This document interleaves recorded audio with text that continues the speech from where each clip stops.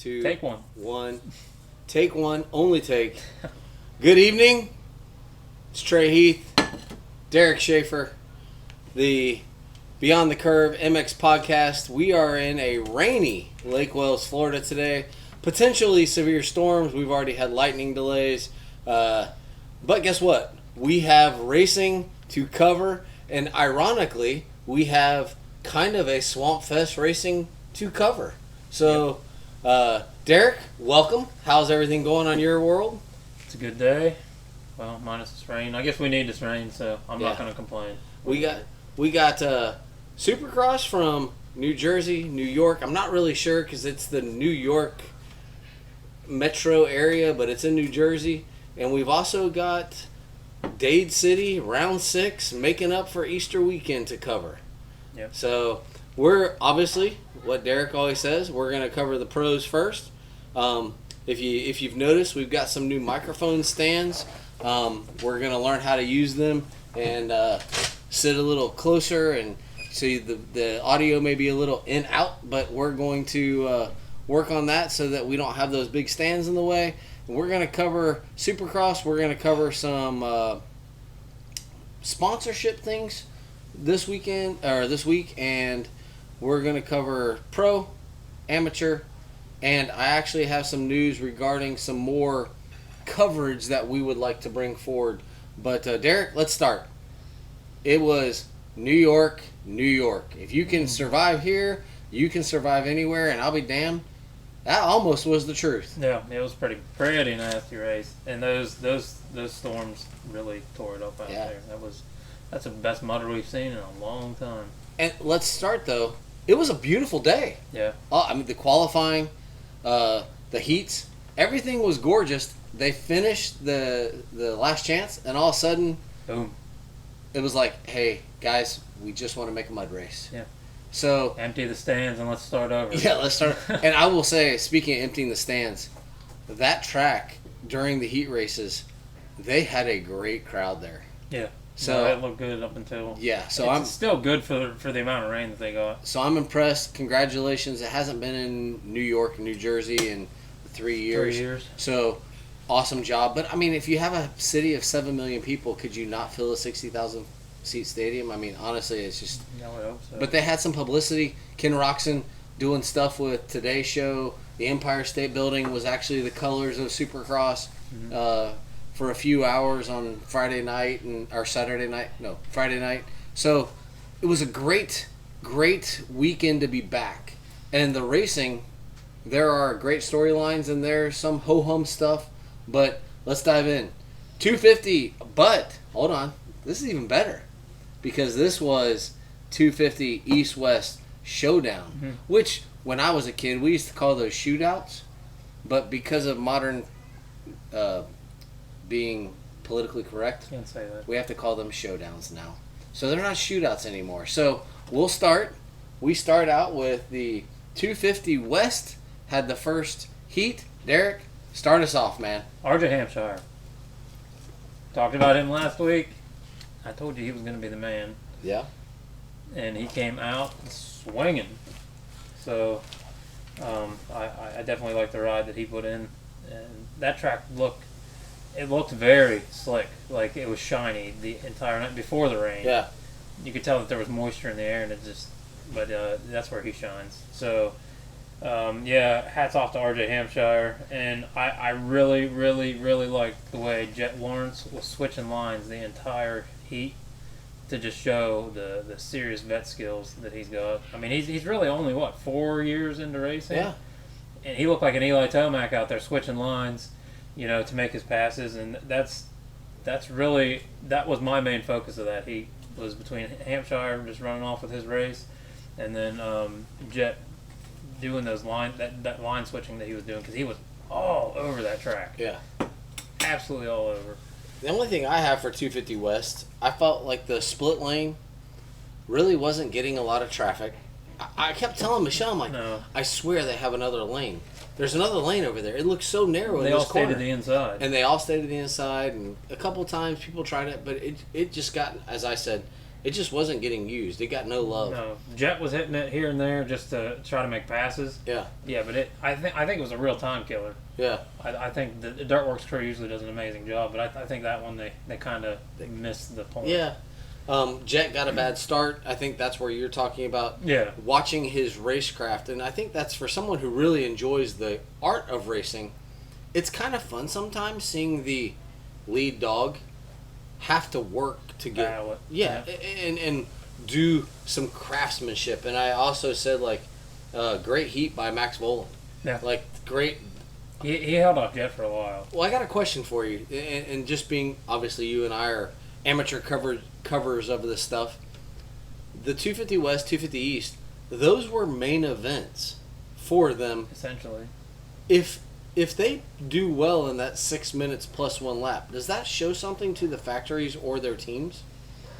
I would think so.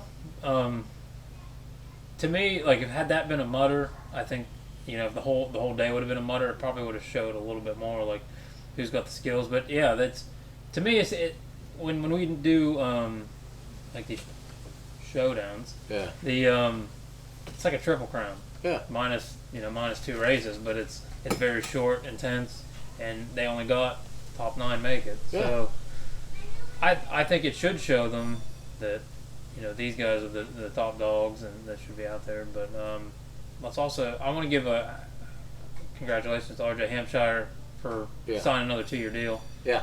While we're talking about him and his heat, I meant to bring that up in the beginning, but yeah, to your point, yeah, it should show them. Like, hey, this is a heat. Like, this is basically it's a miniature main event. Yeah. Because they're qualifying straight into. I can ride this intensity. Yeah. Yeah. So I think the split lane, like I talked about, Jet had a bad start. Great heat by Volan. That's he needs that because there are rumors that he's going to be thrown down, and I don't know if it's thrown down. He's going to be moved to the Gas brand this year. And Pierce Brown put up a fight against Jet, and then Jet finally cleared him, and it was okay. But that's all I got from 250 West heat. But it's that mini. I call it the mini main. To me, it was just mini main. The first two, the East and West heats, weren't overly exciting. No. But from there on out, it got much more exciting. We jumped into Heat 2. Deegan was right back at Hunter's throat again. Yeah. I mean, he was not letting him have it, and then once again, Hunter had no part of it. But Deegan's putting up a fight. How did you feel about? Because I thought, add to the Deegan, I thought, what do they call it? Far East Shimoda. Shimoda was my next thing. He and Deegan, they were kind of aggressive at the beginning of the heat. That's what I took out of that heat. Is one of my notes is, I said they were aggressive early, and then it just kind of settled in.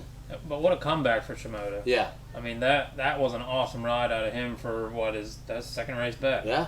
So, and missing all season, he comes back and throws that out there. That was the. And how tough is that? You're not going to a normal Supercross. You go to Atlanta, your first one. Mm-hmm. So you got a super speedway, nasty minute and 28-second lap time. Outdoor straight stretch. Yeah. Might as well be drag racing. And then all of a sudden you're in an East-West showdown, so you have to qualify straight out of your heat to get. I mean, on a very tight track at that. That was. Did you feel like I'm very naive to all this stuff? I felt like that track was super tight. Yeah, if you look at the actual camera angles, I mean, I can tell from the upward angle of it, but if you watch the camera angles, there's really not much room. No. The finish line had a pretty tight 180, which you could have made passes there, but the rest of the track was just tight. Yeah. I mean, it was a rough ride for all of them last night. So it wasn't Saturday, someone that's. No, it was tight. Okay. All right. It was definitely a tight track, slick, tight. It had all the elements, and then at the end of the night, this is probably the most brutal race there was so far. So 250 West, 250 East, they each had their own heat races so that they can create who's kind of the showdown champion, and then we get into the normal super. Oh, by the way, before we get started further, I love the pre-race show. You had James Stewart, Ricky Carmichael. Mm-hmm. I didn't get to watch much of it because we were racing. Oh, man, they had oh man, who's the guy? He's Australian as well. Lee Diffie. They had they had Jason Wygant also. And I'm telling you, that guy, you could say backpack, and he could give you a 30-minute dissertation that makes you feel like you want to go buy that backpack. Yeah. He is the professionalism of that coverage this week. There's a reason he's been with Racer X as long as he has. Man, been. that pre-race show. They had some great interviews. They killed the downtime. I really felt like they had the A crew on this week. Now, I think that moving forward, I bet they're going to get a lot of positive interaction on that. Everybody, there's a reason James Stewart's back there. It's because he's good up there. He just brings a different light. The analytics. I mean, just the way he can analyze anything. And I'm gonna say, like, the Motocross Society is, and I'm thinking this way of probably every sport, but the Motocross Society is super tough on announcers. Like, Lee Diffie is the guy covers the Olympics. Yeah. And someone dug on him because he forgot. What, the NBC Sports, like the head NBC Sports moderator or whatever. He is the man. Yeah. Like, and he can go from covering track and field to Supercross to Aussie supercars, like whatever. He forgot to mention Partzilla, the PRMX, and he, you know what's awesome is he went on Twitter and he's like, "Yep, you're right, I did," and the person came back and like, "Dude, thank you for like saying that, admitting that." Like, but these guys are covering the sport. They're giving us a little more insight. So I know we're talking about 250 West and East, but the coverage. There has been years we have, well, I won't say we have. There have been a group of patrons who just want them to cover the sport the way they feel the sport should be covered. Yeah. And I will tell you this weekend, yes, Ricky still says, everybody made fun of what was his name? I can't remember his name, but the yellow Suzuki. Well, guess what? There were a lot of people in New York or that market that probably didn't know that a Suzuki was yellow. No. And between James and Ricky, they covered that this weekend. Yeah. And I've never felt like, I know Kawasaki's green, I'm good. But that's never hindered my ability to watch the race. No. And I know the sport. I actually do know the sport. But I also watch other forms of racing, and I've never cared. Like, give me the story. And they were giving the stories this weekend, and I feel like that pre-race show, their coverage during the god-awful long rain delay, which we will get to, I think they're starting to figure it out. And I'm looking forward to, this is a 5-year deal. I'm looking forward to what this looks like 2 years from now. It'll be better. Yeah. I mean, it's already getting better each week. I mean, we're almost at the end now, but it'll keep excelling. All right, so we jumped from 250 to 450. Derek, hit me up. What we got? Roczen. That boy, to me, it really looks like he's starting to build some confidence. Usually Roczen starts falling off this time of the year. But this year it's totally different. I don't know if it's Suzuki, if it's just a comfortable team or what, but he was holding off Webb the whole race. Well, he held him off and then he left him. Yeah. Does spicy sound appropriate? Because like he fought there at the beginning. Yeah. And it was like, ooh. He wanted it. Yeah. And usually it's the opposite way around. Usually Roczen will want it and then it's like he lays off. And then, Webb or whoever, Tomac, whoever's behind him will then be the one that takes off from there. But not this weekend. I mean, not weekends past. Roczen's showing the old Roczen, and I really, really enjoy it. It's a good heat. My big thing that I noticed in the Heat 1, since we're talking about like the lower level riders, Cartwright and McElrath. Ooh. I really, really think that it looked to me like Cartwright left McElrath by. And I don't think that he realized that he left out the transfer position then. Because it's like I don't know, he didn't want to battle him or whatever the situation was. But then you noticed a couple laps later, he's like, oh shit. Yeah. I need... So I think that was a huge mistake. And it obviously screwed him. Yeah. But, I have 3 notes from this heat. Mm-hmm. And we'll start with the last one. because I'm with you. My note was, why is McElrath struggling?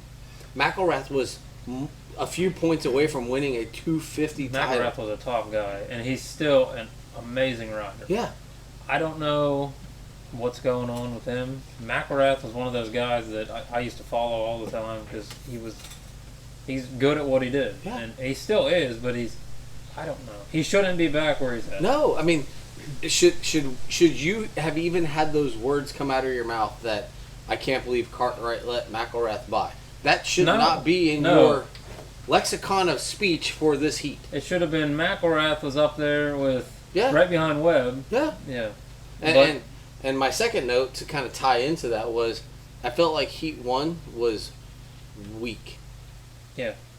Yeah, Heat 2 was stacked. Yeah. But my third note was, damn, Kenny and Cooper put on a show. Yeah.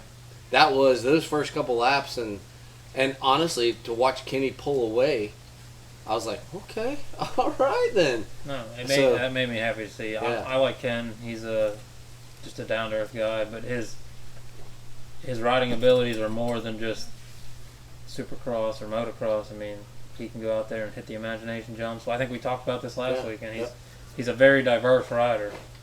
And I got more on him once we get into the main. But yeah. Anything else on Heat 1?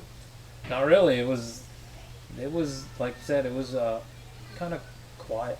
Yeah. You know, it wasn't. I mean, there wasn't anything exciting in the backside. Like, I kind of started looking for dynamics in the back since it was a weaker heat. I was kind of looking like, okay, is someone gonna bust in and some battling? There really wasn't anything. No, it was kind of slow, except for the Webb and Roxon battle. But I mean, after he took away, it was just a heat. Yeah. All right, so 450 Heat 2, what you got? Heat 2 got a little bit better. Sexton took an easy win, which in the heats that's Sexton doing Sexton. It's exactly what in Heat 2 I said. Chase did Chase things. Yeah, and he pulled out just fine. He led with it, and usually when Sexton gets out front, he either lays it down or he takes the win. Yeah. So that was pretty boring. The Barsha losing the front end, which was.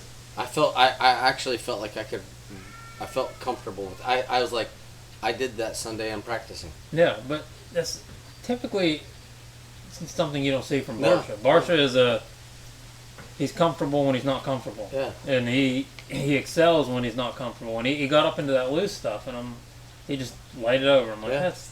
I thought when I seen that, I'm like, this ain't gonna be a good night for him, because that boy can keep a bike up no matter what. Yeah. If anybody can turn a bike upside down in the air and then bring it back just fine, it's going to be Barsha. But that was my big thing. And then what I really noticed in Heat 2 is, like I said at the beginning, that track looked slippy. It looked damp and moist air, slick. And I seen Tomac doing his cautious. Tomac is very. I've gained this season that on a slippy track, Tomac does not push any limits at all. He's very, very cautious. I don't know why, because he can ride it. Yeah. I mean, I know he took quite the digger in practice. I thought he broke a collarbone. By the way, let's talk about that digger. Yeah.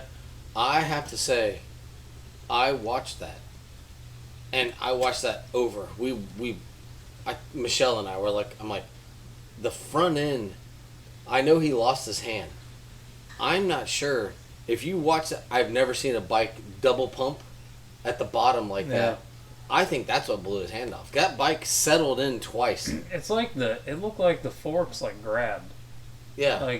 Like they compressed and then it's like it double compressed, and it's like he was waiting for the spring back, and it didn't happen, and he pushed down because it was coming back, and he just shot. I mean, the way his hand shot off was. Yeah. Not a Tomac thing. No, that's what we were saying. Like, this Tomac doesn't do this. Like, this is not a Tomac thing. No, and I'm gonna bet the forks got changed after that. I mean, they're not gonna show nothing like that. No. But I have a good feeling that the forks were changed. Because that was the weirdest. That double pump in that landing area. Yeah, and it wasn't like a hot lap or anything. No. He was cruising. Yeah, he was rolling really, and he hit the face of that single and.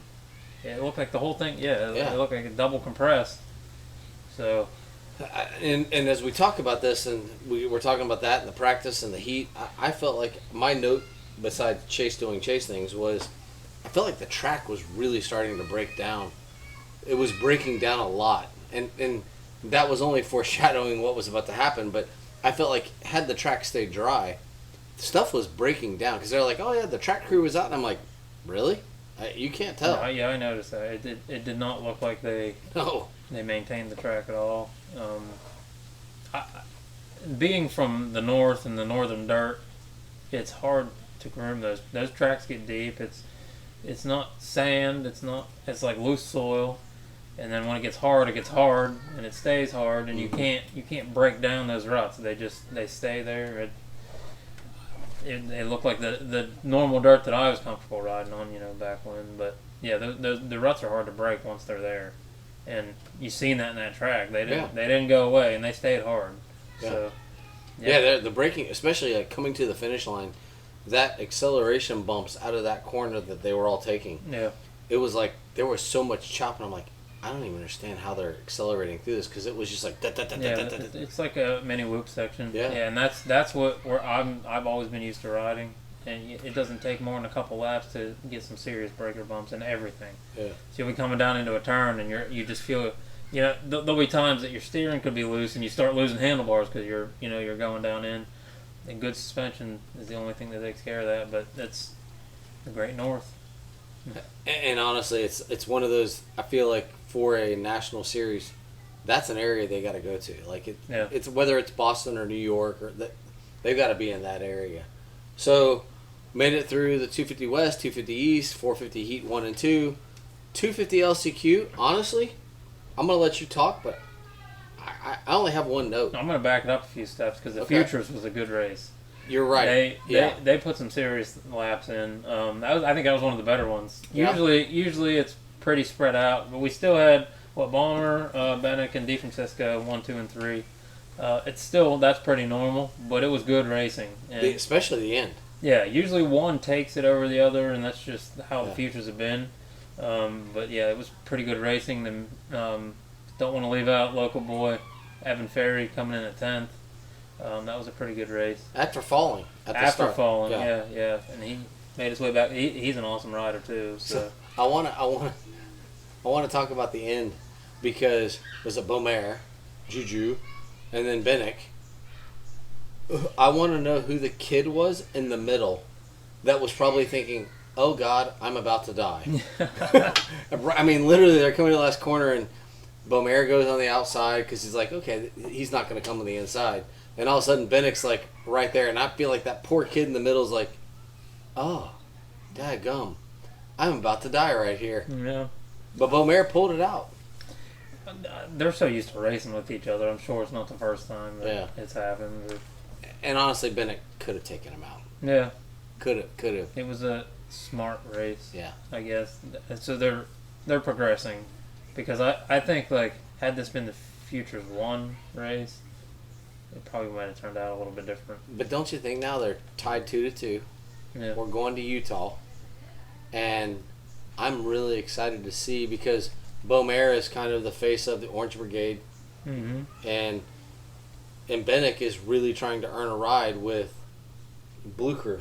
Yep. And then DeFrancisco's got green all the way. Yeah. I mean, that's not going to change. He's locked in. Mm-hmm. So I'm kind of excited to see like what happens because they are the three best. Yeah. There is the 16-year-old for Husqvarna. Oh, damn! Why am my brain is like literally Casey Cochran. Yeah. Cochran. He's a good kid. I listened to a podcast about him. He's still going to do some amateur stuff and potentially may do a couple outdoors, but still do amateur next year. And he's right in there. And his story's really cool too. Yeah. His parents are both fighter pilots. Yeah. And it's just a really cool background where he comes from. But it's kind of like this has really given us a better perspective of who might actually be coming up. Yeah. So. No, I agree. I agree with that totally. Those races are good, and I didn't mean to short shift them. I just forgot to write them down. I actually thought about them, but yeah, they put on it, and they actually the racing. If we remember back from A2, It was rough. Some of those guys could not make it through stuff. And they couldn't. They weren't clearing anything. Yeah. They were casing everything, and that's like I said. They showed a lot of progression this week. It seemed like we were watching a 250 heat. Yeah. It was pretty good. But yeah, LCQ.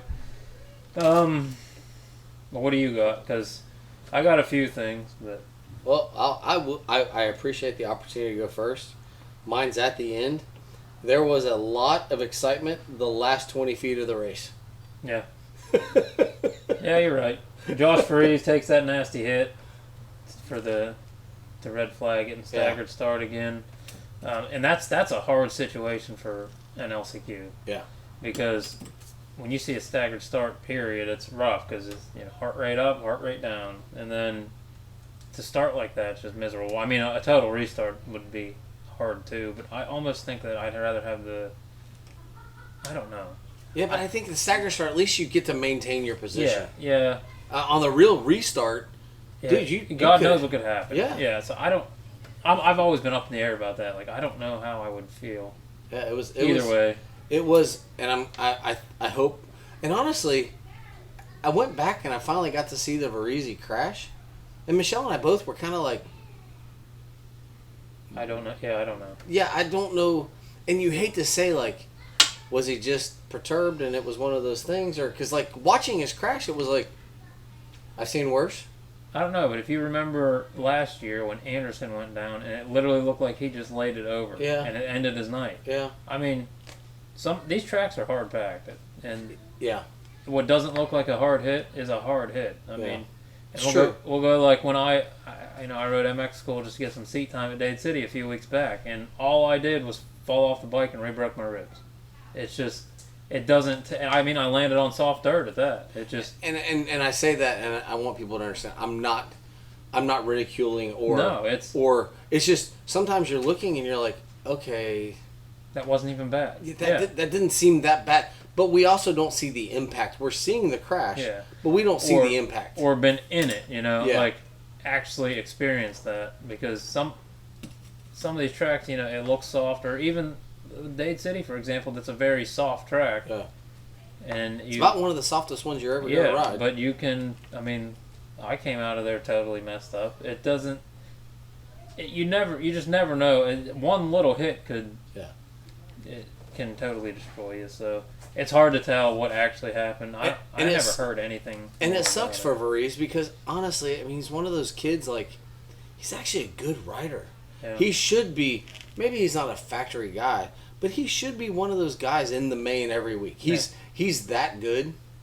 And to have him have an accident like that, it's tough. So luckily, this is really callous and I apologize. He wasn't on my fantasy team, but like, there's a lot of people that picked him because he is one of those guys, like, you just expect him to be in the main. Yeah. Like, he's just that good a guy. And you see him do an accident like that and you're like, that's not really what he does. And then you're like, oh, he'll get up. And then he's caused a red flag. And you're thinking, and then you see the accident and you're like, oh, okay. Like, he rolled out of that. But we don't know the impact or what else. And it just, that sucks. So that's all I had from the 250s was that the ending was dynamic. That was outstanding. Yeah, because that was a wicked pile up right at the end, and Miller pretty much could have screwed everybody tonight.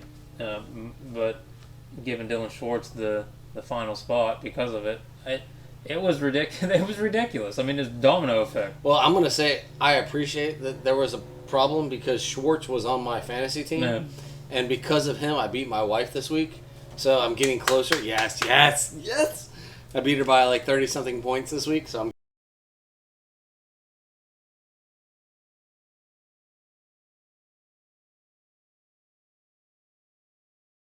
getting closer. But they always talk about how the scoring, the electronic scoring is at the bottom. Yeah. Who was the guy that was in front? It wasn't Miller. I can't remember, but he just crossed it. But I feel like if it's really at the bottom, obviously he didn't because Schwartz got it. Yeah. But I don't know where it is on that hill. I think it's right. So they wrecked they were still on the flat. and I think it's like pretty much as your front wheel starts to incline. Yeah. It's like right in there. Because that guy tried like heck to get it. But because of that wreck, the time and scoring was all screwed up for the 450 LCQ. So you know that they took it out somewhere. Somewhere it hit something. Yeah. But no, and that's why, like, honestly, if you ever get the chance to go to a Supercross, there are breaks all night. Do not leave during the LCQs because they are the most exciting. Because these guys are fighting for gas for their vans or gas for their flight home, and they will do almost anything to get in those races. Yeah, there's rolls, but there's no rolls in there. Yeah. It's all or nothing. Yeah. And it is literally for those guys, it's all or nothing. Yeah. So some of the best racing you'll see, it might not be the top guys, you might not know their names like we do, but they're gonna put on a show. I got the hiccups. I don't understand this. Sorry guys, the video quality is going to be bad for a while. I've all of a sudden got the hiccups. I got rid of them, and they came back. We got the podcast figured out, and we'll figure out the rest later. All right, so 250 LCQ, we had excitement at the end. 450 LCQ, hit us. I'm gonna try to get rid of these while you're talking. Good night for Simonson. First ever main. Exciting, absolutely exciting for him in that case.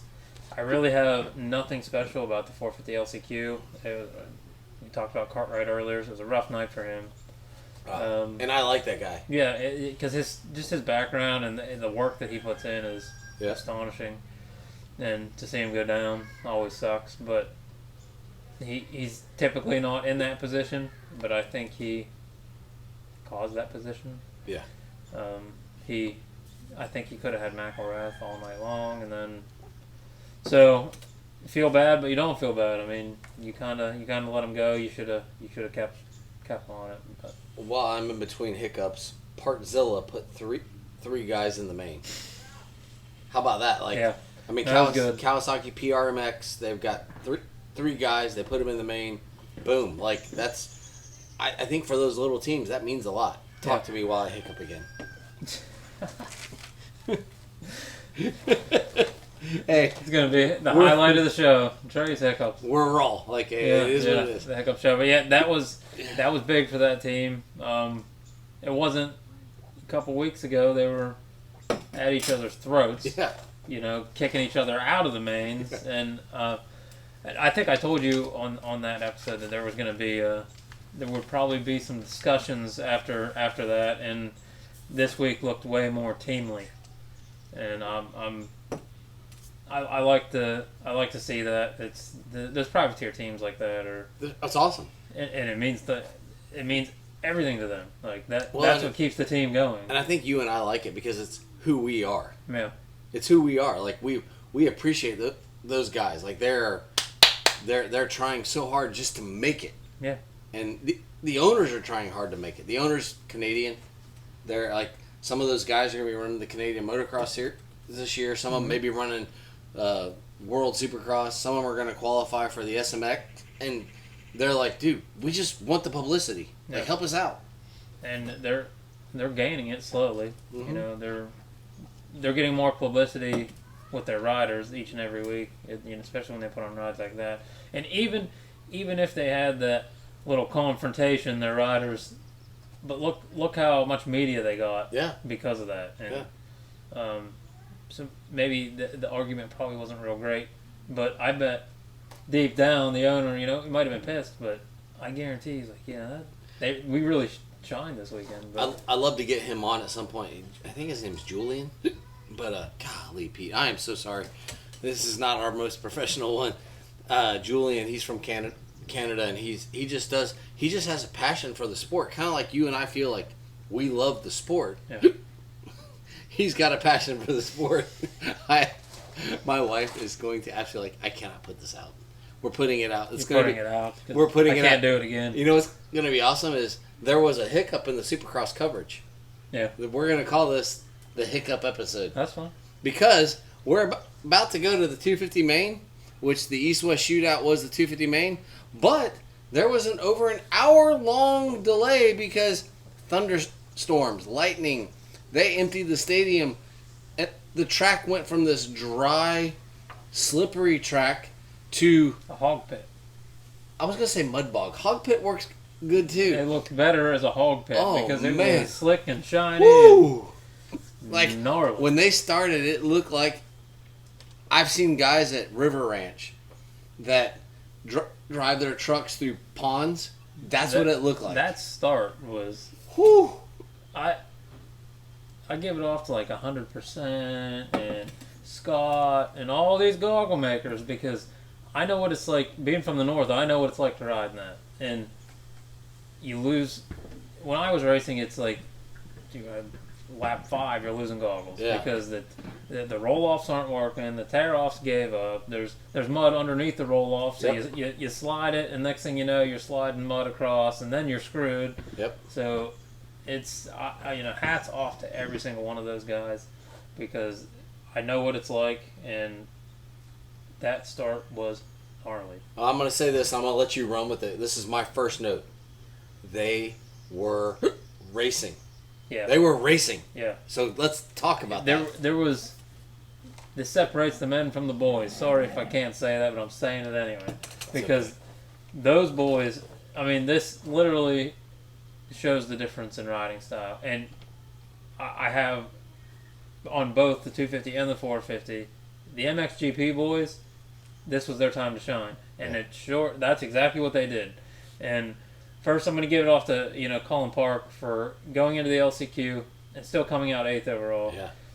That was an awesome ride for him. And you can find him tonight on HBI church service. Correct. Yeah, and if you guys, side note, every single Monday night, 8 p.m., Matt Bell, it's a motocross church service, great experience. Usually we're in depth in this, and I don't get to much join anymore, but it's a really good, just a really good sit down and think type of thing. Yeah, Colin Park's usually there. You get to interact with these guys, and so yeah, reach out to me, reach out to Matt Bell, and give them a like. But yeah, bringing it back into this, what a freaking ride for Max Anstey. And I don't think there's anybody else that deserves it like he does. And he was so happy. And it is amazing. I'm going to pull up my mic here.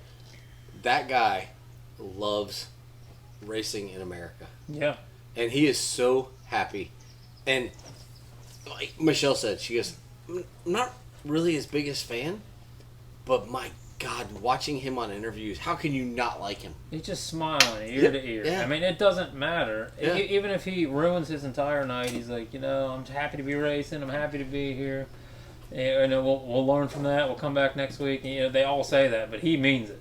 Yeah. He absolutely means it. That was an awesome ride for him, and he's used to riding in those conditions. Yeah. And the MXGP, they ride that all the time. Well, it's always nasty over there. That's one of my notes is, way to go, Max. I mean, that was awesome. I mean, and he had such a big lead. The way that track was, I mean, it never stopped raining. It was unbelievable. It poured. And then it seemed like it let up in the 250s, but in the 450s, it just dumped it at the end there. That track got so broke down. But yeah, that was awesome. So did Max slow down or did Jet catch him? I think Jet caught him. Jet was putting in some serious laps in that mud. Yeah. Like Jet can usually pull anything out of a hat, and he can come back and win just about anything. But I think Jet put on a serious ride, and somebody's gonna shoot me in the foot, but if you look how Jet rode and look how Hunter rode, Hunter was back there. He wasn't making much progress. He got lucky at the end, and we'll get there. But Jet truly shined on the better rider in that perspective anyway, because that was, I think he really put on a show coming up through there. For those guys to even be hitting they were still hitting that trip or that. I know. I told Brianna, we're laying in bed watching. I'm like, I can't imagine hitting that thing, because they'll come off that totally sideways. You lean your body weight the opposite way of the bike, but I don't know how they were getting the traction to hit that thing. They jumped everything. Yeah. I was like, we're watching and I thought, oh, they're not riding, they're jumping. It wasn't until late in the 450 main that they started rolling stuff. You know when Justin Barcia quits jumping stuff, that it's that track is ruined. But they were jumping stuff in the 250 main. It is, I don't know how to explain this. If you're from Central Florida, you understand thunderstorms in the rain. If you live in an area that gets rain, you understand when it rains, it rains. Yeah, because it was raining. Yeah, we'll get 4 inches in half an hour. Yeah. You know, that's a normal afternoon. And they were jumping the jumps. Yeah. That's why I said they were racing. Like, they came out of the corner and they're doubling stuff, tripling things. They're jumping the finish line. They're tripling. Guys are ripping goggles off. Yeah, and I'm like, they're coming out with bloodshot eyes. Yeah. I'm like, what the hell's going on here? Like, is there anything? I told Michelle, I'm like, is there concrete under the track? How are they doing this? Like, they were racing. Plywood? Yeah, they were racing. Yeah, and it was absolutely gnarly. And RJ Hampshire. Okay, hold on before we get there. What do you got? Because my note is, what the hell was that move? But I've watched it 7 times. He wrecked long before that move ever happened. Did he start crashing before the hay bales? I think. I mean, it's hard to say, but because the front wheels turned. My daughter, who was visiting, she's like, "Dad, I've watched this video." She goes, "I don't watch the race, but I watch all the videos that they post on Instagram and Facebook." She's like, I don't know when he started crashing, but it was a long time. I think he was coming in too hot. I think he wanted it. Yeah. But he lost it about halfway down that straight stretch, and that's he lost the whole thing. And would he have gone if it had been dry? Would he have jumped the berm? I think he'd have got it slowed down, but I think he might have hit jet. Like, you think so? At least hit like swing arm back, and probably ruined both of their nights. Yeah. And you know that wouldn't have went over well, but. His face was just ridiculous. It didn't even look like him. No, he looked like something out of like Swamp Man or something. That was insane. And yeah, you could tell that he totally lost it long before he came in hot. I mean, he hit jet regardless. What was awesome is on the podium they all watched it. Yeah, and it was awesome because I loved Hunter's reaction. They were like, "Oh," and Jet's like, "Oh, he crashed well before he ever hit me." But I will say, and it didn't get a lot of press. Lee talked about it on the broadcast, but Jet never let off the clutch hand. No, I loved his quote. I wrote over him, "Sorry, mate, I'm going this direction." Yeah. And I lost it. I absolutely lost it. I mean, that's the Jet Lawrence that everybody knows. And I think Michelle and I both talked about it last night. We watched their piece that they did when they did their Dade City ride. Yeah. And I don't know if most people understand. These guys, they're super popular. Yeah. They don't have to do this stuff. And they make so many people's days. And it's the fact who they are. And someone said they're not corporate. And the funny thing is they really are corporate. Because my nephew was over watching the 250 main with me last night. And he's like, "What do you think about the hat backwards?" And I said, "The Red Bull logo is still visible." Yeah. And he's like, "You're okay with that?" And I'm like, he has Honda. Red Bull's over here. Mm-hmm. The hat was backward. Red Bull was there. And I said, they're talking, and people love them. And for me, I am a very, very low-key, very good. These guys, they have made me like them. Yeah, they do what they're themselves. They don't. Yeah. They don't put on a show. If they're angry, they're angry. If they're happy, they're happy, and they're always going to do something. Just being themselves makes them likable. And they haven't asked for the publicity. No. That's been brought on by NBC, Supercross, Feld, Pro Motocross. That's been brought on. Yes, they do things that help them get publicity. They have Lucas Myrtle as their agent. They have done things out of the box.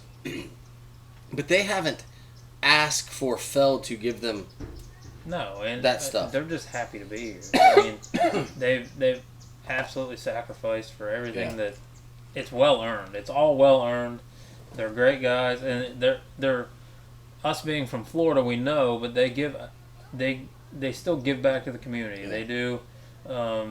They do the ride days at Dade City. The Halloween costume contest that Jet is one of the judges, and I I have our number 1 plate autographed by Jet because we won it last year, and it's not like they're stuck up. They're there. They're when they have their off time, which isn't very often because they're very popular. They're still out in the community giving back. Yeah. So no, I feel like they put on a performance that New York deserved, but they told us on the broadcast, like, they're them. They're them, and as much as I would love to hate them because they are the up and coming popular people, they're just hard to dislike because they come back to the community. I told Michelle last night, we were watching, and I'm like, do you know how many hours they spent at Dade City? Like, they had an autograph booth. Yeah. And then they're showing video of Hunter just sitting out in the crowd. Hey, how's it going? And he's signing up more stuff, and I'm like, they don't need to be here. They don't have to do that. No. And at Dade City, when they do their ride day, they pay for the entire night. Yeah. So we all go out, we ride for free. Yeah. And we ride on them. They're there, they're interacting with you all night long. It's an awesome experience, and what they do for the entire community. You can tell, now, don't get me wrong, like, there's nights, I've seen Jet at Dade City, we've talked, and you can tell that he's wore out. Yeah. I mean, he has his nights where he's wore out. He's not happy Jet that you see on TV, but I mean, it's well earned to be worn out like that. These guys work nonstop. Yeah. I mean, all these riders work nonstop, but these boys are so popular that they're worked to death. Yeah, and guess what? They are cashing in. It's not a pity party. No. They're cashing in. Yeah, I mean, they're getting well compensated for everything that they're doing, and they've earned that. I mean, for those that aren't super familiar, Jet, the younger one, is going 450 motocross this year. He has contracts with Red Bull. He has contracts with Honda. He has his own donut company. Yeah. Like they're fine. They're fine, but they appreciate what they've earned, and they also realize they've chosen to live in Florida, and they've chosen, like, Dade City. They live near Dade City. They've worked out an agreement. I'm sure there's some financial gain somewhere down the line. Probably. But guess what? People come. There was a girl last night with dwarfism who started riding because of Jet. Yeah. Guess what? They've won. They've won because this girl whose dad rode, but because this kid named Jet started riding, she's like, "Oh, Dad, I want to start riding." Mm-hmm. And they've won. They've won. Whatever they want to do to increase the sport, and we can go off on that branch on Deegan, and he's going to do. We're in a economic power play right now between the Lawrences and Deegan. Feld better watch out because they could say, "We'd like to take this sport, and we'll just take it. Yeah, you guys can figure it out." They could take that sport wherever they want. If those 3 riders decided they wanted to go to World Supercross, there's nothing if the teams would be willing to pay them. Mm-hmm. Feld and American Motocross, they'd be lost because they are the future. But I mean, going back, there's not many other riders like the Lawrences that will do that kind of stuff. Well, I mean, how many live in Florida? We have many of them. We'll go down. Chase Sexton lives in Florida. Ken Roxon. Tomac does not. Ken Roxon does. Cooper Webb, R.J. Hampshire, Chisholm. Evan Ferry. Ferries. Cochran. Cochran lives in Florida. The Reeds lived here. I mean, Ricky Carmichael, James Stewart. We can go on. And they put themselves out there. We are in the heart of motocross. Yeah. Period. And that's what we said when we started this podcast. We were in the heart of motocross, and I would say probably fair to say that 75% of the pro riders live here. Yeah. If they don't live here, they train here. Yeah. So it might even be better than 75%, based off the training. So, and you don't see 2% of that doing anything for the community. We get a ride day with Weston Pike, Damon Bradshaw,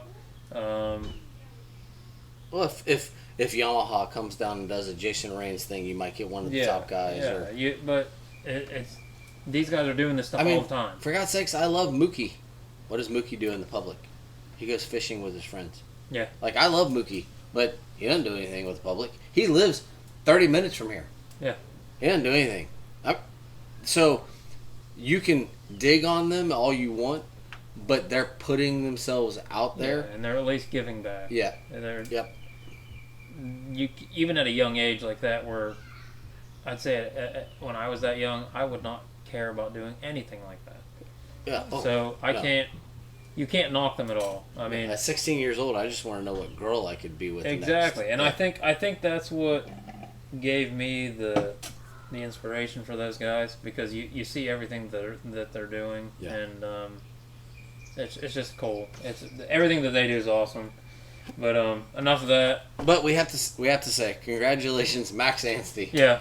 Congratulations. You are a Supercross winner, and you gave one hell of a podium speech. Yeah. What's funny thing is I was following Twitter, and they're like, "Oh boy, this is gonna be a 7-minute long podium speech," and I'm like, "I'm here for it. I'm ready." Like. Yeah, I made sure I listened to it. Yeah, he's just so excited. So we have Max Anstey, all Honda podium. Max, Jet, Hunter.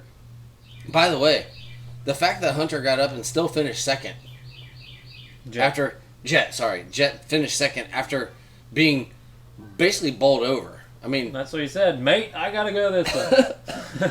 And then Hunter finished third. Congratulations, great night. We go to the 450s. The rain's not letting up, and it's like this could be a huge points-changing night. And I'm thinking. This could be a huge point-changing night in the negative because Eli had his crash, and Cooper Webb is like, I'll make it work. Chase Sexton, he'll ride carefully. I'm thinking he'll ride carefully. We forgot there's a lot of depth in this field, and all of a sudden the gate drops, and who do we have? Bam Bam and Roxy. Yep. And let's go to 450s. And that's I did not expect that. We get Roxon out there, who's got more Europe skills, and Roxon excels in this. Sexton out front, and Barsha takes out his front end. But did he? Not on purpose. Did he? Come on. I mean, he made that move twice. So I want to say that's a block pass, right? Barsha takes out his front end, but it wasn't a Bam Bam move. No. Not by any means. No. But also, in a mutter like that, anything goes, because you have got to be out front first. There's no other way around it, or you're getting a face full of mud the whole race, and your night's ruined. So he didn't do it on purpose, because we've all seen the Bam Bam moves, and that was not a Bam Bam move. It was a slip and slide, and they might have hit knobs. But that was not a Bam Bam move. So when I say he took out his front end, he did take him out, but not. So you and I are both on the same page. Yeah, he didn't intentionally take him out. Because Twitter sphere, is that what it's called? Twitter sphere. It's now 0 days from Bam Bam being Bam clean. Bam. And that irritated me the second they said that on the broadcast. Like, Bam Bam's been clean for 60-some days or whatever, and there goes that. But Bubba defended him. Yeah, and that was not a dirty move. Because he did the same move later in the race, and it was, the person backed off and. Yeah. I'd like to see any of those guys. Okay, we're not going to count in Carmichael or Bubba, but like see any of those other guys go out there and race in that, and not hit somebody else. Yeah. Try to make a pass and not hit them. You can't steer the bike like you can steer the bike any other time. So. I just want to make sure we agree, because I'm not the world's biggest Bam Bam fan, but I even was like, that wasn't. Honestly. It's muddy. It's slippery. Yeah. They were this far, and I don't know if Sexton could have done anything different. I don't know if Barsha. No. It just. You can't hit your brakes and stop. No. You slide. It's like riding on ice. There's nothing else that could be done. Maybe. No. I can't see any other scenario. Okay. So. Yeah, Roxon looked comfortable. Just like Anstey, the MotoGP. Really shines for these guys. And they were still jumping stuff. Yeah, One of my favorite moves of that race was Barsha when Barsha passed Roxon. He passed him and still skimmed the whoops perfect. And at this point, this track was so broken down that there was. It was like a mud bog on a Saturday night with a 12-pack of beer. And it was like black magic that they're even hitting the whoops. Yeah. I mean, it was crazy. It was absolutely crazy.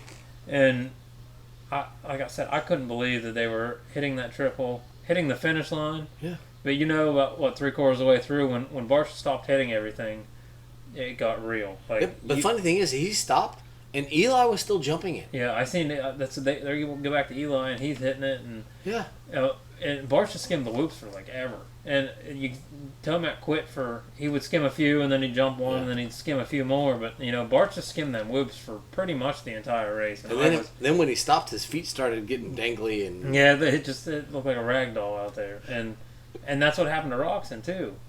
He almost lost it there at the end, and that's what he said.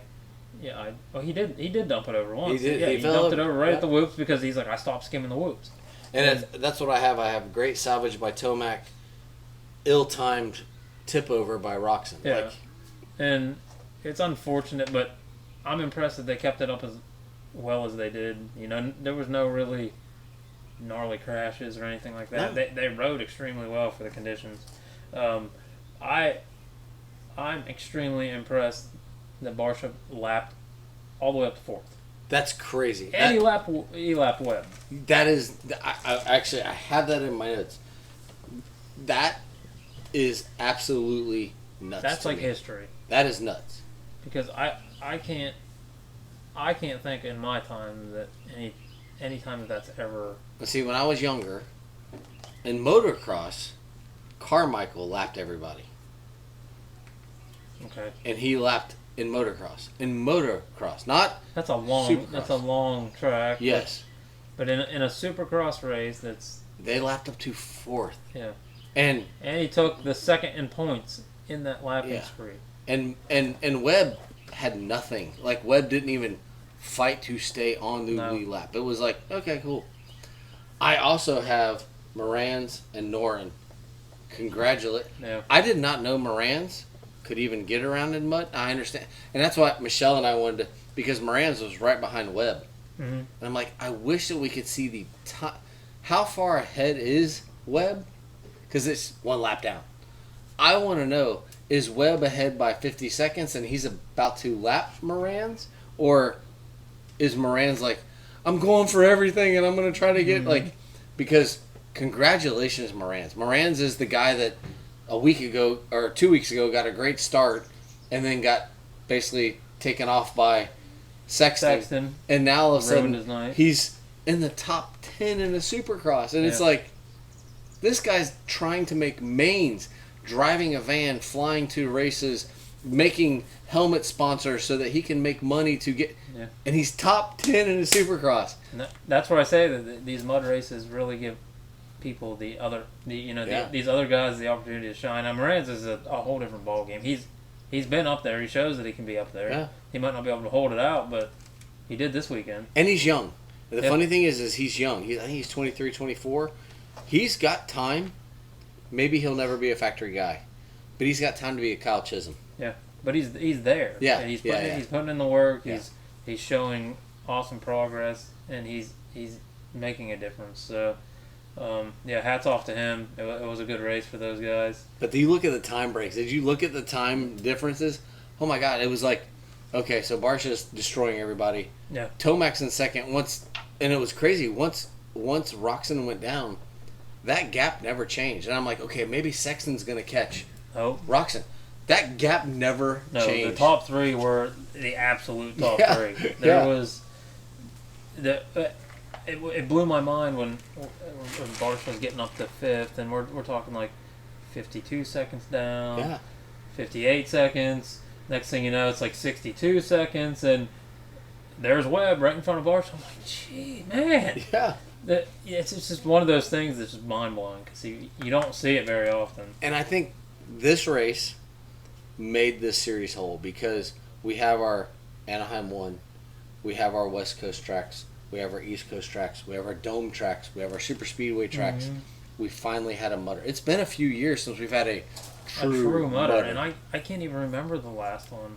Daytona at some point, because like Daytona in 14 was probably the worst mutter yeah. that I've ever seen. I think it was 14. Yeah. And that K-Dub was still out there, and they were blowing bikes up. They were, that was that. Because even Anaheim, some of the mutters they've had in Anaheim, the track's been okay. It gets slick and you get deep spots, but like that was a Daytona mutter right there. Yeah. That was a Florida rain and a nonstop, and it's cool to see. I'm glad I don't have to do it anymore. Michelle and I were talking like, how bad do you feel for AP? AP would have been on that podium, and Barsha even acknowledged it on the podium. AP would have been up here. Yes, and there's not a doubt in my mind that. And the funny thing is, Michelle and I were talking. This was a GNCC. Yeah, this was a GNCC, and it's funny is like they're throwing goggles, and Michelle and I were talking like, "Ooh, we got to get some tear offs so that we can have 3 or 4 tear offs to start because of roll offs," and it was like these guys were going through. 2 GNCCs ago, this is what it looked like. Yeah. And they do it for 3 hours. These guys were trying to make it 17 minutes and a lap. Yeah. And they're just not. And as someone brought it up on the broadcast. We race perfect. We practice on perfect tracks. We train on perfect tracks. We race on perfect tracks. Yeah. This is not our norm. No. And I was proud of them for saying like NASCAR. NASCAR doesn't race in the rain. Like. When that happens, because now they have some of their short tracks, they run rain tires and the road course there. They don't know how to do that shit. Like, no, but that's where the true riders shine. Yeah. Like anybody that can conquer all the elements, they're on top. Yeah. So I think awesome for. I hate to interrupt you, but I think awesome. I feel like that was a stamp it. I don't want to hit the table because it's going to really echo. That was a stamp it moment for Roxon right there. Yeah. I know it's only 11 points. But that was because there's only 3 rounds left. 2 rounds? No, there's 3. There's Nashville, Denver, and Salt Lake. Mm-hmm. Yeah, he can not ride it out as long as he's right behind Webb the rest of the time. He's good to go. Yeah, yeah. I think he's gonna have a good outcome. Yeah. And Tomac extends the points lead back to 11, and that was 21 on Sexton. It was a good gain on Webb. Yeah. Instead of going the opposite way. And look at that, just one race. Yeah. And Hunter almost had the chance to clinch his title. Yeah, he's at 49 points and he needed 52. He needed 52. Yeah. He'll clinch it this weekend. Yeah. And I think no matter where he gets, he'll probably clinch it this weekend. Yeah, I'm looking forward to Nashville. It's a great city. Like, if you haven't had the chance, Nashville's kind of one of the They're looking at MLB. They have an NFL team. They're doing. I mean, they had the knockout round, the TKO. Yeah. Which Red Bull puts on. It's a rough enduro. They did the prologue in downtown Nashville, and so that city's up and coming. And the fact that they're having a Supercross there, I mean, honestly, for media, they go from New York to Nashville. That's a huge market because MLB just came out with, I think it's Nashville, Salt Lake City, and 2 other towns are looking to put baseball. It's not just a country music hall of fame anymore. No. They're trying to. It's a tourist destination, yeah. So I'm looking forward because we had Roxon on national TV this week, and that's coming out this weekend. Which I kind of was like, wait a second, you taught a dude how to ride a motorcycle, and that's not coming out on the day that. But like Michelle and I said, how many millions of people live in New York? They can get 60,000 people to come to a stadium. Yeah. So that's going to be on today this weekend. But then they're going to go to Nashville. Well. It's awesome, and it's another, like you said, Hunter's going to clinch this weekend. So when he goes to the East-West Showdown in Utah, it's not going to matter. He can have fun and relax and let it hang out. There's no pressure. So yeah. I don't have anything else. I was real congratulations to Moran's, Norin for great rides in that situation. Those are money-making events for those guys. Yeah, that gets them to a couple extra rounds. Do you have anything else on that? No, that was it for that race. It was an awesome race. Hopefully these next 3 rounds are just as comparable to that. Maybe not the mutter, but... Early round this weekend, 3 o'clock on Saturday. Yeah, it's going to be another one of them day races. NBC, it's not going to be... Yes, they're going to be at the Titan Stadium, but it's It's a day round, so be ready to watch. It's on NBC or Peacock, whichever one you want to watch on. But we have to get to the most important things. Really important things. We cover the Supercross. But we have the amateur racing. We have Bowen Schaefer at Dade City, round 6. Yeah. What do we got? What do we got? I want to congratulate Carson Wood, one of the future MX riders out of Dade City.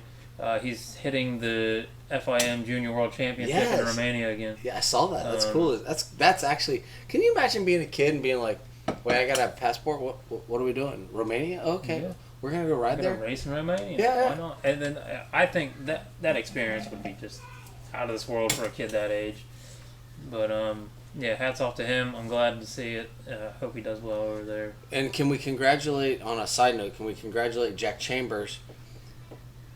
His coach is Zach Osborne. Mm-hmm. Zach Osborne, we've talked about his route to American, winning a championship, and he was kind of brought under by Dixon, and now Dixon is with Kawasaki, and Jason's the dad. Sorry, Jack went. He's decided they're going to put him in the English championships. Well, he did the first round this weekend. Went 2-2, finished second. Nice. Guess what? As you and I have said, like, racing is racing. Yeah. He went and raced. He got on the line. He's a Dixon, Kawasaki, shot gear. Guess what? And he's like, I got to race. And he finished second. He went 2-2. There was a red flag in one of the races. He's getting the experience. And by the way, I still don't really care. The dude was in Sardinia, in Trentino in Italy, on the side of a mountain. I mean, if you saw any of the video, go to MXGP and look up Trentino. The track is on a mountain. Yeah. If you and I were tourists, we'd be like, oh my God, this is gorgeous. So he's there. Next week, he's in England. He's from Auburndale, Florida, and he's racing in Europe. Overseas. Yeah, like, who cares? Have fun. He's having the experience of his life. Yeah, like, enjoy it. You are gaining. Whether you succeed or not, you're going to succeed because he's going to come back a whole other rider. And whether he, like I said, whether he takes over Dad's company or becomes a really good rider, the experience that he's gained as a human being of being in, I got to have a passport, I got to figure out this flight, I don't really like this food, I like this food, I'm taking this train, why am I taking a train when I can just hop in this car? And the experience that he's getting to have. So congratulations. I'm so for Jack. It's awesome. I'm a huge fan. I think you're a huge fan too. And like you said, getting to go to Romania to race, like, there's probably most of the people don't even know where the heck Romania is, and they're getting to go race there. 110. I'll make sure we'll delete that out. But where the heck Romania is, and this kid, as a kid, gets to go race in Romania. So why not go do that stuff? Like, who cares what it... Yes, we all have a dream. Even if you don't succeed, I mean, he's gonna come back with so much experience. Yeah. And, I think it's just the confidence because you went out, you did that. Yeah. Sure, he's with his parents. He's a young kid, but he's gonna remember that for the rest of his life. So, Dade City on our end. Round 6. We had a much better weekend. We You got the new bike? we raced the new bike last weekend. Okay. But we still had the nerves and the throttle sticking problem in his head. Practice, he went out, he was okay. Moto 1, the kid just lit up. We did the bow and smile, the ready to tear it up, and he was like third out of the gate. And he ended up going around. There's a split section in Dade City right now. Oh, really? He got stuck underneath the bike. He went down, he got stuck underneath the bike. And I am not going to throw anybody under the bus. I'm not going to say anything much. He didn't get picked up as quick as he should have been. By the time I made it the whole way across the track, he had dropped the whole way down to the bottom. And we still gained back to 6th after going down. and being stuck under the bike for like a minute and 30 seconds or so, 2 minutes. That's a lot of time to lose. Yeah. He still came back on a PW 50 and got 6th. Then we Moto 2. He was ready to rock and roll at that point. Which is awesome considering he was kind of stuck underneath his apparatus, and now he's ready to go. So yeah. we got that bow and smile. We're ready to roll. Yeah, and we did the same thing. Moto 2, we come out. I can't remember what we were off the gate. Moto 2. I was kind of looking forward instead of watching him, but he was still pretty quick out of the gate. We ended up 5th overall on the night. I think he got a 4th in the last moto. But it's extremely successful. I think I was working on the bike till 1:30 Friday night, just getting everything dialed in. P-Dubs have a serious throttle problem, and I got his throttle just dialed in perfect for what we got right now. We got a whole new setup coming here soon. It's really going to take his throttle to the next level. But we had a really, really successful night overall. And he's finally decided this is what he wants to do. So now we're into the sponsorship and trying to go that route and see where it takes us from here. Very cool. So we had what did we end up? Because I saw the smiling Bowen face on the podium. Yeah, we were 5th overall. Okay. Yep. So pretty decent night. He beat over half the pack. So cool. I don't know what we're sitting in points. We were 10th in points out of about 30. Well, between you, Mom, and Oakley, you got quite a cheerleading squad. Yeah, I'm more just the mechanic. I'm the mechanic there, the race team manager and the mechanic. Lake's not old enough to know which way to go yet on that. No, we got the mother-in-law down here this weekend too. But I will tell you, Lake is the one that we all need to be careful of. That kid, he's gonna be dangerous. Once the diaper disappears, he's gonna be dangerous. No, it rips off about every day, so we're getting there. I think this week we're gonna go buy a KTM Mini. Okay. And we're gonna start introducing the heavy 2-stroke world, and I think there's some bright things in the future coming for him. He's showing a lot of progression.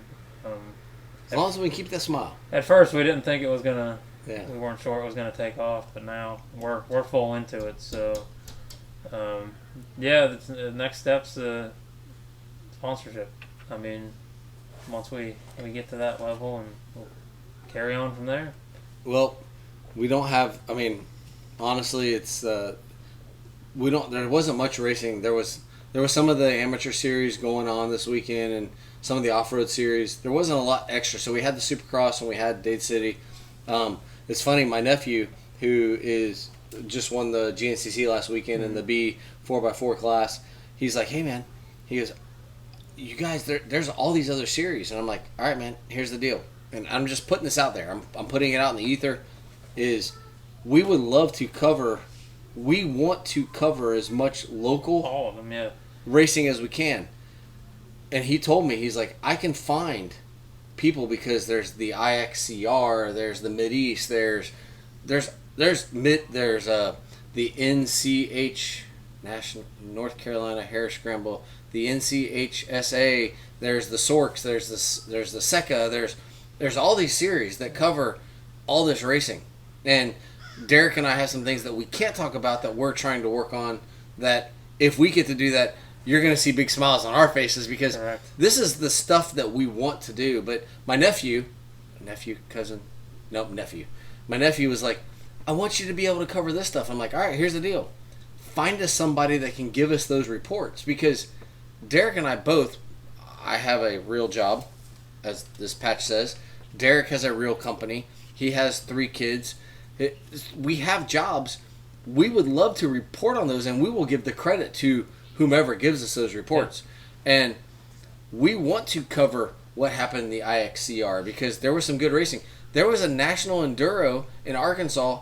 They raced through a buffalo field. Mm-hmm.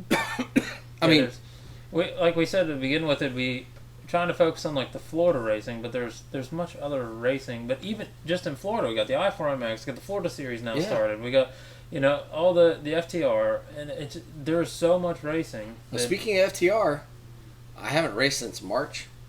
I think I'm gonna go do the Punta Gorda race this week. Gorda's Yeah, coming up. I'm gonna go do the old man. I know I don't look like it, but I'm gonna do the plus 50, the super senior class this week. Actually, it's not plus 50; it's plus 45. Super senior class this weekend because we have the Richland Enduro coming up soon, and then in June we have the Cherokee National, and that's what I'm gonna announce tonight. Is I'm actually in 2024. I'm gonna do the full National Enduro series. Something Michelle and I've wanted to do. We just like seeing different places, and so we're going to do, it's only 9 races, so there may be some other local races, but that's going to allow Michelle and I to, if you're happen to be at Dade City or there's another race going on, is Michelle and I will just be able to go down and maybe hang out on a Sunday and go watch a race. Just go watch a race because we love racing. And so I'm going to do the 9-round in National Enduro Series next year, and I'm looking forward to that, and I can't wait to have those experiences to bring, because I can't imagine this weekend, like, they were racing on shell rock down waterfalls and through open fields through, like, buffalo pastures, and it's like, how cool, like, this is a sport we love to do, and I'm getting to ride here, like, right here, and I think of, like, Dade City, like, the historicness of Dade City, and Mesa, and Moto Bros, and Gatorback, and Diamondback, and all these places. Spider. There's so many places. Yeah. I forgot to bring up. I did get to sit down and talk to Christian Craig. How was that? Jagger was out racing, so his mind was elsewhere. But I asked him how he was feeling. He's like, not real great. So the whole Craig family was at Dade City this weekend racing, which is just cool. Like, they're able to go out and be a family. It's another part of Dade City that we this year we plan to run as many series as we could. Things got switched around when we started getting in the points hunt at Dade City. We have the EJM series that we are going to run as well, but we've taken our focus and geared it towards getting the full year on the PW and getting that experience behind them, because that's just that first year is just what they need. Yeah.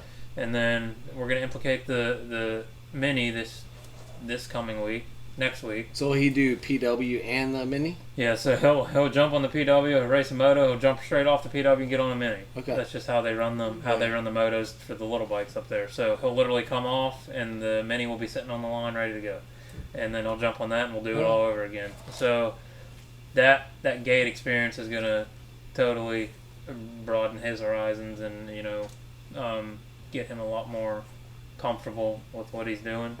But yeah, any chance you get to go to Dade City, and you're probably going to see somebody important there. You're going to see somebody that you've seen on TV, or they're going to talk about them, or everybody. It's kind of like the central, historic motocross track. That, of course, I mean, they're not perfect. The track's not perfect. They're going through a lot of staffing changes right now, and it's difficult, but it's still Dade City motocross. Yeah. I mean, well, I know you would talk to me about some sponsorship stuff, and as I said, Derek and I are working on a few things, and we hope that we have some positive stuff.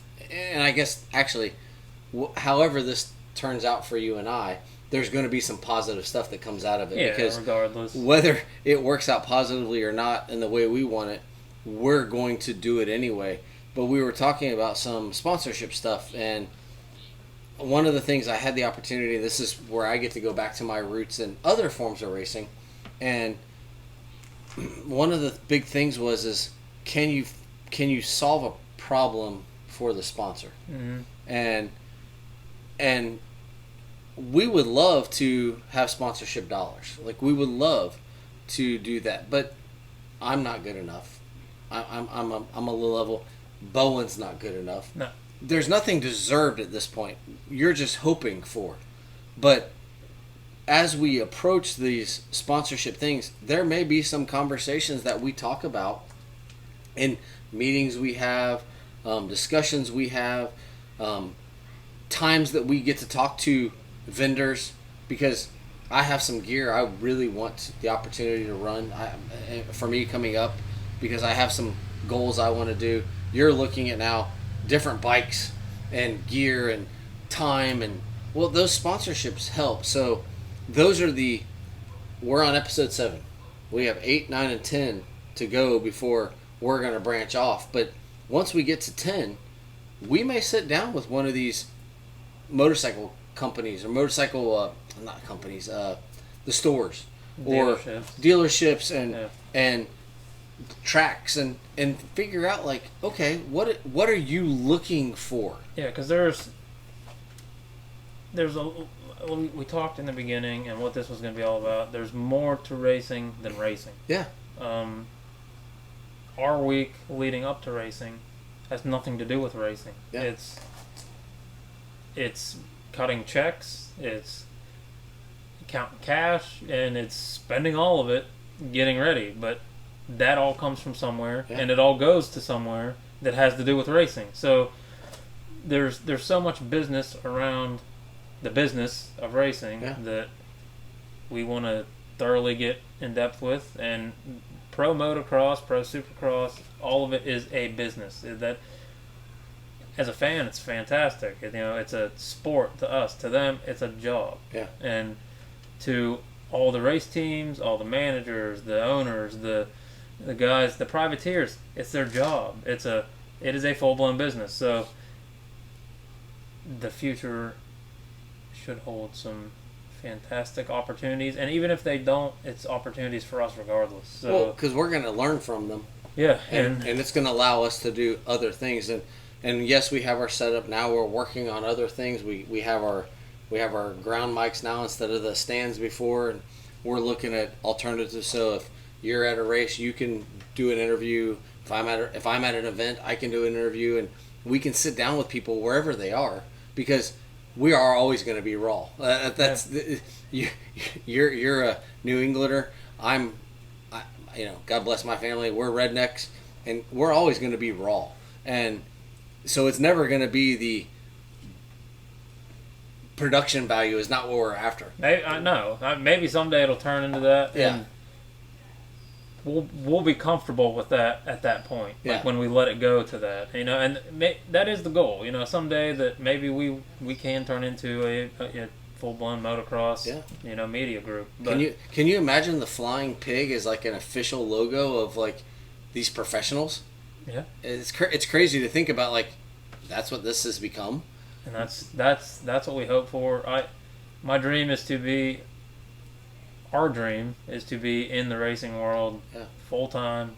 That's my family's dream. It creates opportunity for us, for our children. It trickles down the line, and then it's a business. It's a racing business. And I didn't go out and practice this weekend just because.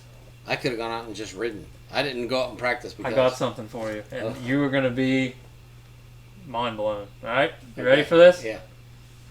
I watched all these races at Dade City. I actually got some time to sit and watch.